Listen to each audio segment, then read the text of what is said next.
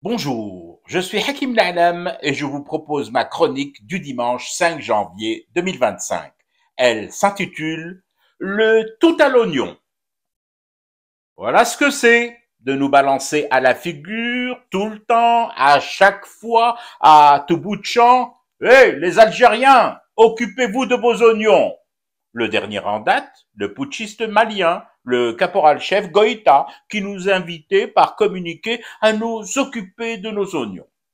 D'accord, Yassidi, on l'a fait, on vient de le faire. Nous nous en occupons grave de nos oignons. Nous nous en sommes tellement bien occupés de nos oignons que nous sommes officiellement passés en surproduction et que nous l'exportons, notre psal. Comme quoi, faut pas nous provoquer, nous courir le haricot ou nous marcher sur le bulbe. Nous avons évolué en très peu de temps d'un oignon hors de prix, vedette des hauteurs de la mercuriale en folie, à une production hors norme, débordant des flux forts sur les étals des marchands de légumes. Maintenant, ce sont les ports de plusieurs pays, entre autres voisins, ceux de la Libye par exemple, mais aussi européens, qui voient débarquer chez eux l'oignon algérien. Les premières cargaisons d'oignons label rouge mises en container sont déjà parties de plusieurs régions du pays, des régions comme Khenchla, Tiaret, Mascara ou encore Saïda. Bon, tout n'est pas encore au point. Par exemple, nous manquons d'aires de stockage de l'oignon. Nous risquons donc de le voir en partie pourrir sur pied, même vendu pour rien, pour un radis. Mais ne gâchons pas notre plaisir. L'export au pas d'oignon, en rang d'oignons serrés et prêt à l'embarquement, va aider en partie à décongestionner les stocks locaux. Goûtons donc à notre plaisir. En plus des rentrées en devises dues à cette production, hors hydrocarbures et hors pâte à tartiner, il y a la consommation locale du psal. Je ne vous dis pas l'ambiance faite à l'oignon qui règne ici en Désédie. On se croise dans la rue, au bureau, en comité restreint ou grand public, et t'as aussitôt l'impression que tout le monde s'est aspergé le matin au jus d'oignon numéro 5 rouge intense de chez Chalel.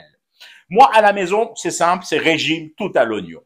Oignon, menthe, gingembre et une petite pincée supplémentaire d'oignon dans le blender dès le saut du lit à 6 heures du mat en guise de petit déjeuner. Ça vous donne une pêche d'enfer pour la journée. Ensuite, pour mon midi, c'est une quiche à l'oignon accompagnée de poireaux servis nature avec un mince filet d'huile d'olive. Et le soir, sobrement, un bol de soupe à l'oignon. Ma journée est ainsi faite aux petits oignons. Et dans les cages d'escalier, dans les barres d'immeubles, quelle senteur! Du rez-de-chaussée à la terrasse squattée par des indus occupants, ça sent l'oignon dans toutes ses déclinaisons. Et nous ne nous en plaignons pas. Bien au contraire, il paraît qu'en cas d'attaque aérienne, de tentative d'agression par avion ou drone ennemi, le nuage d'oignons qui nous enveloppe depuis quelques jours remplace en mieux et en beaucoup moins cher les plus performants des dômes de protection. Les pilotes, les instruments de guidage pleurent à grosses larmes dès notre frontière franchie. On m'a même raconté que deux gros laboratoires de recherche, l'un à Polytechnique El-Harraj et l'autre à Bebzouar, travaillent à mettre au point un carburant à base d'oignons. C'est pas beau tout ça. Chérie, n'oublie pas de passer à la pompe faire le plein d'oignons. Hep, caporal-chef Goïta, c'est combien un kilo d'oignons en francs CFA? Je fume du thé et je reste éveillé. Le cauchemar continue. C'était Hakim La'alam, je vous retrouve demain pour une autre chronique et une autre façon de dire son amour à l'Algérie.